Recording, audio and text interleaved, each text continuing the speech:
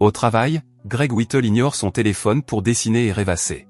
C'est alors qu'il reçoit un appel de sa fille Emily, qui l'invitait à sa remise de diplôme.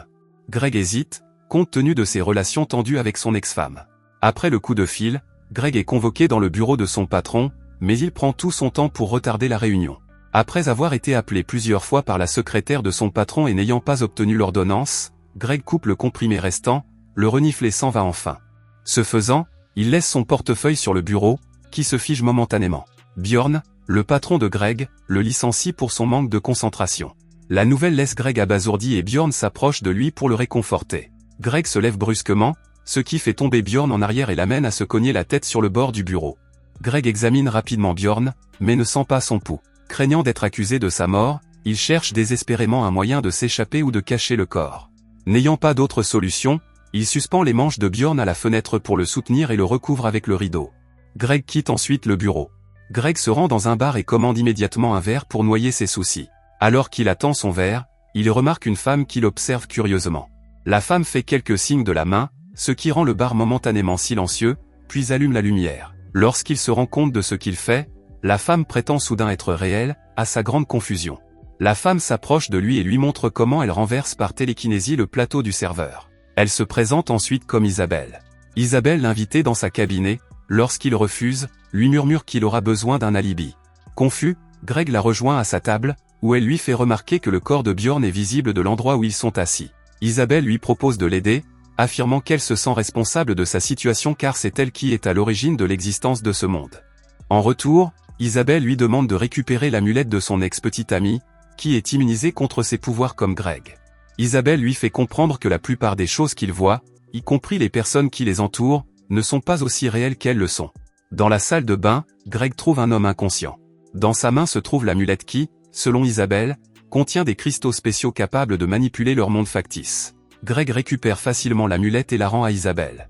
Maintenant que Greg a réalisé ce qu'il voulait, Isabelle lui prend la main et lui promet de résoudre son problème. Il ferme les yeux et soudain, le soleil brille de l'extérieur. Dans le bureau, le corps de Bjorn glisse, ouvrant accidentellement la fenêtre. Le corps tombe sur le trottoir et Greg se précipite sur les lieux. Ses collègues sont témoins de l'événement. Isabelle l'éloigne rapidement, déclarant joyeusement que l'alibi de Greg est désormais solide. En marchant, Greg se rend compte qu'il a oublié son portefeuille, mais Isabelle le dissuade de retourner au bureau. Greg regarde les informations sur la mort de Bjorn dans un magasin d'électroménager, déclarant que la police n'a pas encore exclu la possibilité d'un meurtre. Isabelle vend son téléphone pour s'en débarrasser. Isabelle emmène Greg dans une communauté située sur le côté du pont, où elle lui assure qu'il sera en sécurité jusqu'à ce que l'affaire soit classée. Ce soir-là, le journal télévisé annonce que la police a finalement écarté la thèse du meurtre dans l'affaire Bjorn, et que Greg est donc libre de reprendre sa vie. Isabelle se demande s'il est impatient de partir, et Greg décide de rester dîner pour lui montrer qu'il apprécie son hospitalité. Greg se plaint que Bjorn était quelqu'un de bien et Isabelle compatit aux sentiments de Greg, tout en insistant sur le fait que Bjorn n'était pas réel. Pour lui démontrer ce qu'elle veut dire, elle lui donne un briquet et le met au défi d'allumer des bougies à quelques mètres de là. Lorsqu'il y parvient, elle le met au défi de le faire sans le briquet. Greg est étonné de constater qu'il possède des pouvoirs similaires à ceux d'Isabelle. Pendant le dîner, Greg parle des croquis qu'il a fait de la maison de ses rêves. Il les montre à Isabelle et lui fait remarquer que les détails lui viennent naturellement. Elle voit alors le croquis d'une femme qui lui ressemble. Isabelle pense que ces croquis sont leur vraie vie en dehors de ce monde factice. Elle lui demande de l'embrasser et Greg s'approche pour l'embrasser. Le lendemain, Emily rend visite à son frère Arthur pour lui demander de l'aider à convaincre son père d'assister à sa remise de diplôme. Mais Arthur est d'accord avec sa mère pour ne pas l'inviter.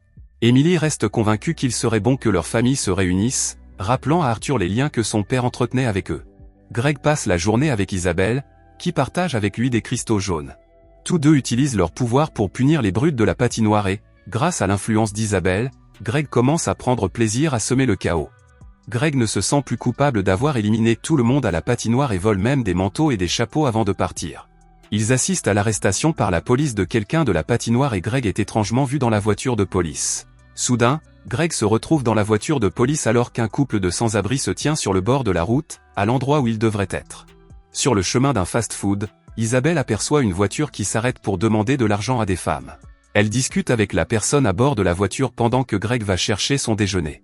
Lorsque Greg se rend compte qu'il n'a pas assez d'argent, il interroge Isabelle et est surpris de la voir monter dans la voiture et partir. Greg attend Isabelle à l'extérieur. Le caissier du restaurant lui tend un sac de nourriture avariée qu'il achète. Isabelle finit par arriver et Greg partage la nourriture avec elle sans poser de questions. Le soir, Isabelle laisse Greg dans la rue pendant qu'elle retrouve son ex-petit ami, Kendo, pour recharger son amulette. Pendant qu'elle attend, Emily le trouve et lui demande en larmes de venir avec elle, mais Greg insiste pour attendre Isabelle d'abord. Isabelle voit Greg parler à Emily et demande à Kendo de se dépêcher. Voyant que son père est confus, elle lui laisse son numéro au dos de sa photo de fin d'études. Enfin, Isabelle revient et lui dit d'oublier Emily parce qu'elle n'est pas réelle. Soudain, une camionnette s'arrête et l'homme à l'intérieur les nargue. Voyant que l'homme est armé, Greg décide de prendre les cristaux jaunes. Greg fait s'effondrer la camionnette sur elle-même par télékinésie, mais vomit après avoir utilisé autant de puissance. Au matin, il se réveille dans la tente d'Isabelle, mais celle-ci est introuvable. Greg rassemble ses croquis et s'en va. Il appelle Emily d'une cabine téléphonique, mais ne tombe que sur son répondeur. Plus tard, Isabelle fume avec inquiétude jusqu'au retour de Greg. Elle lui reproche de l'avoir abandonné, mais Greg se défend en disant qu'elle n'était pas là quand il s'est réveillé. Pendant leur absence, quelqu'un a pris les cristaux. Ses soupçons sont renforcés lorsqu'il trouve la photo d'Emily dans sa poche. Greg se défend en disant qu'il n'a pas vu Emily, mais Isabelle pleure. Elle insiste sur le fait que ce monde n'est pas réel, mais il se laisse entraîner dans l'illusion. Fatigué par son hystérie, Greg suggère qu'ils ne devraient plus jamais se revoir. Isabelle lui fait remarquer qu'ils sont des âmes sœurs et qu'ils ne peuvent donc pas être séparés. Mais Greg lui fait remarquer qu'elle est la seule à lui donner ses croyances et qu'il ne croit pas à ses affirmations selon lesquelles le monde n'est pas réel. Pour lui prouver qu'ils sont dans une simulation, Isabelle extrait les cristaux bleus censés les expulser. Ils ont besoin de 10 cristaux chacun, mais il en manque 4. Désespérée, Isabelle prend un risque. Elle place les cristaux dans un dispositif et ordonne à Greg de se l'enfoncer dans le nez. Soudain, Greg se réveille dans un laboratoire avec un tube dans le nez qui le relie à une machine appelée Brainbox. Isabelle se lève de son siège et dit à l'employé, qu'il appelle Dr Clemens, que Greg s'est attaché à la simulation et qu'ils se sont donc volontairement éjectés de celle-ci. Le préposé s'approche de Greg, l'appelle Dr Whittle, et le retire de la boîte crânienne. Isabelle explique que toutes les autres personnes qu'ils ont vues dans la simulation étaient des faux, à l'exception de celle qui était assise avec eux dans la voiture. Le couple se dirige vers la sortie et Greg est stupéfait de constater qu'il se trouve dans un grand établissement silencieux. Certaines personnes apparaissent sous forme d'hologramme et Isabelle explique qu'il s'agit d'un système appelé téléprésence. Ils sont abordés par 2 scientifiques qui se demandent si quelque chose ne va pas dans leur programme.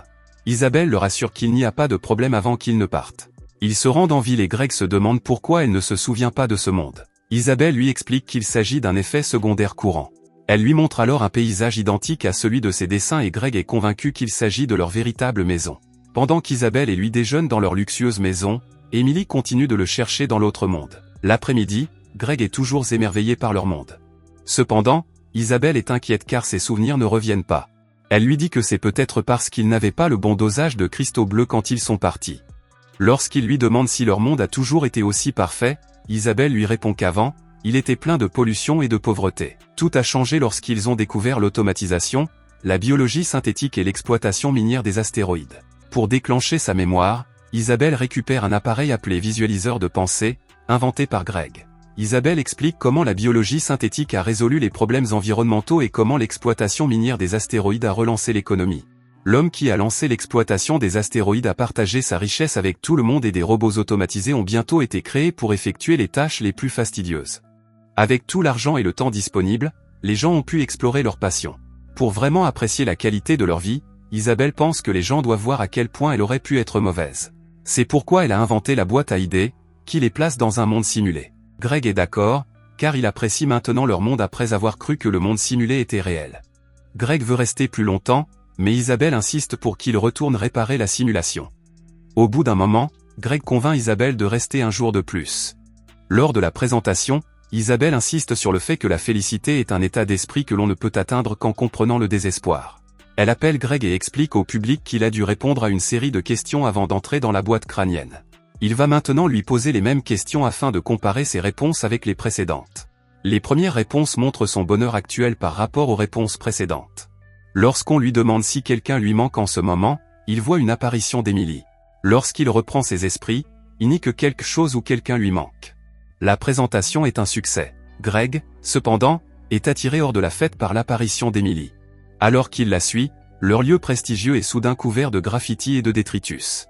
Emily lui parle enfin, confirmant à Greg qu'elle est bien réelle. Elle insiste sur le fait qu'elle est sa fille et qu'il n'est pas clair. Emily explique qu'elle l'a trouvée dans la tente d'Isabelle et qu'elle a pris les cristaux jaunes, qu'elle lui rend maintenant. Soudain, la fête en bas devient bruyante et des manifestants apparaissent. Emily insiste sur le fait qu'elle doit choisir entre le monde qu'elle veut. Greg entend soudain Isabelle l'appeler et lorsqu'il se retourne, Emily a disparu. Il descend et découvre que la fête est en plein chaos.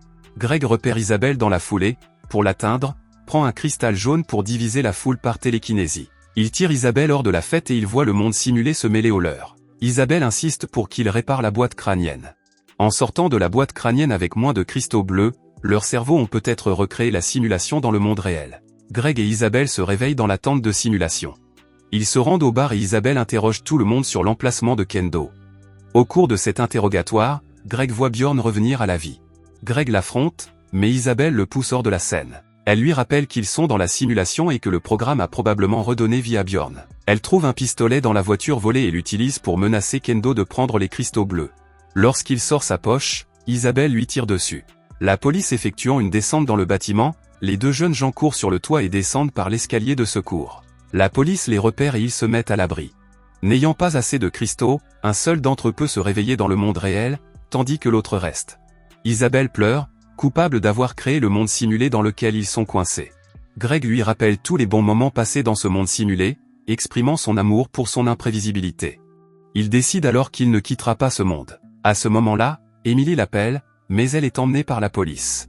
Greg et Isabelle se disent au revoir en pleurant. Isabelle se rend à la police, ce qui permet à Greg de s'échapper.